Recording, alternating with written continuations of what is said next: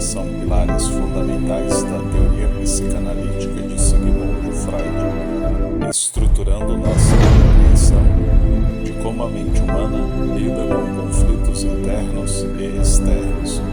Dentro desse vasto campo, a formação reativa se destaca como um exemplo fascinante da capacidade do ego de transformar impulsos inaceitáveis em comportamentos aparentemente virtuosos, mas profundamente inconscientes. Freud introduziu os mecanismos de defesa como estratégias que o ego utiliza para lidar com ansiedades provocadas por conflitos entre o id, o ego e o superego. Em seu texto seminal, O Ego e o Id, ele descreve a luta incessante entre os desejos primitivos e as restrições impostas pela realidade e pela moralidade internalizada. Embora os mecanismos de defesa sejam frequentemente associados à proteção psíquica, eles também podem, paradoxalmente, ser fontes de sofrimento psicológico ao distorcer a realidade. A formação reativa é um desses mecanismos, onde um impulso ou desejo que o ego considera inaceitável é reprimido e transformado no seu oposto. Por exemplo, alguém que sente ódio profundo pode desenvolver um comportamento exageradamente amoroso em relação ao objeto de seu ódio. Compreender este mecanismo é essencial para psicanalistas e estudantes, pois ele aparece frequentemente em contextos clínicos e no cotidiano. A formação reativa é definida como um mecanismo de defesa inconsciente, em que o ego transforma um impulso ou desejo considerado inaceitável no seu oposto, de forma exagerada e rígida.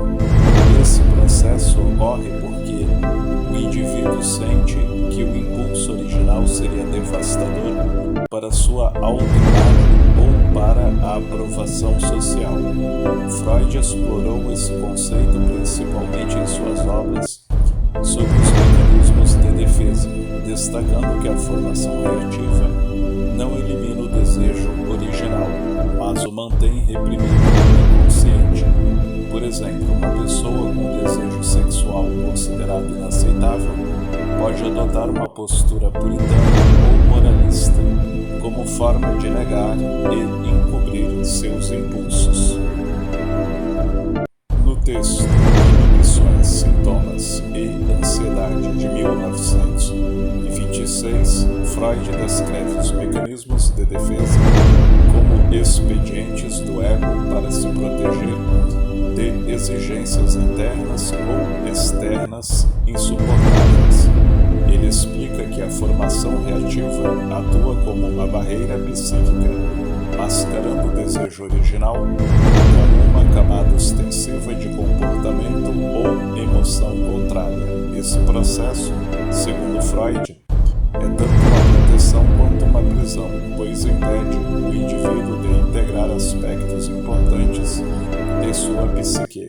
A formação reativa pode ser identificada em diversas situações do cotidiano e na prática clínica. Sua manifestação costuma ser marcada por uma intensidade desproporcional que revela o esforço inconsciente de suprimir o impulso original.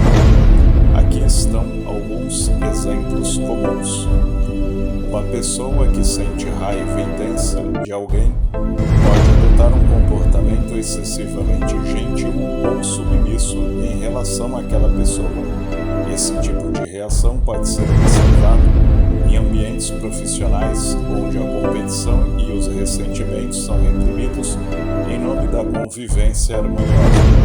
Sentimentos de inveja reprimidos podem levar um indivíduo a expressar admiração exagerada por alguém, por exemplo, um colega de trabalho que deseja a posição de outro pode frequentemente elogiar a competência e o sucesso dessa pessoa, enquanto internamente reprime sentimentos de inadequação ou rivalidade.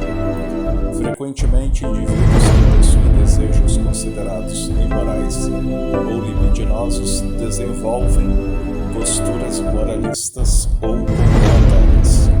Esse padrão pode ser observado em figuras públicas que pregam valores conservadores, mas acabam envolvidos em escândalos que contradizem suas declarações.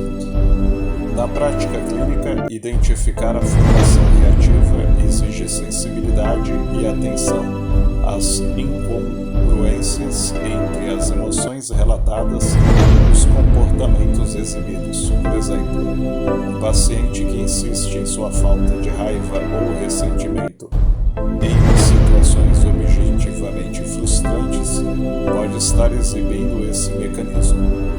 A formação reativa é um mecanismo que desafia a intervenção terapêutica, pois o comportamento manifesto muitas vezes parece virtuoso ou adaptativo. No entanto, ele pode estar associado a sintomas como ansiedade, depressão ou conflitos relacionais. Para o psicanalista, o desafio está em ajudar o paciente a reconhecer e integrar o desejo original reprimido sem julgamento. Interpretação gradual. O terapeuta pode, com cuidado, apontar as inconsistências ou exageros no comportamento do paciente, incentivando uma exploração mais profunda das emoções subjacentes. Exploração de fantasias. Trabalhar com as fantasias e associações livres do paciente pode revelar os impulsos reprimidos que sustentam a formação reativa. Conexão com outros mecanismos. Muitas vezes, a formação reativa está associada a outros mecanismos, como repressão ou deslocamento. Explorar essas conexões pode oferecer insights adicionais. A formação reativa frequentemente coexiste com outros mecanismos. Por exemplo, repressão. O desejo original é reprimido antes de ser transformado em seu oposto. Deslocamento. O impulso original pode ser transferido para outro objeto antes de se manifestar como formação reativa. Estudo de caso. Ana procurou análise após relatar dificuldades nos relacionamentos. Durante as sessões, descreveu uma relação extremamente amorosa com sua mãe, destacando repetidamente sua admiração e gratidão.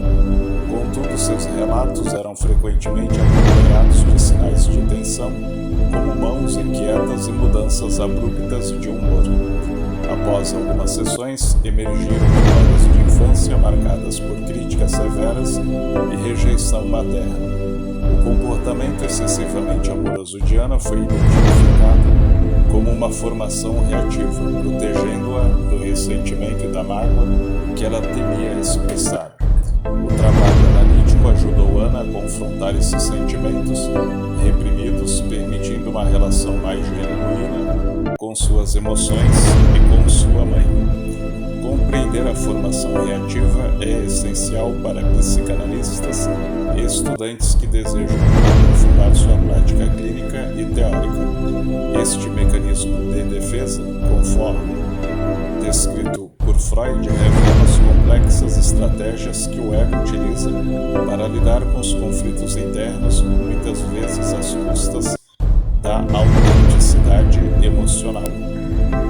Na clínica, o desafio é desvelar o que está por trás do comportamento exagerado e auxiliar o paciente a integrar seus desejos reprimidos de maneira saudável.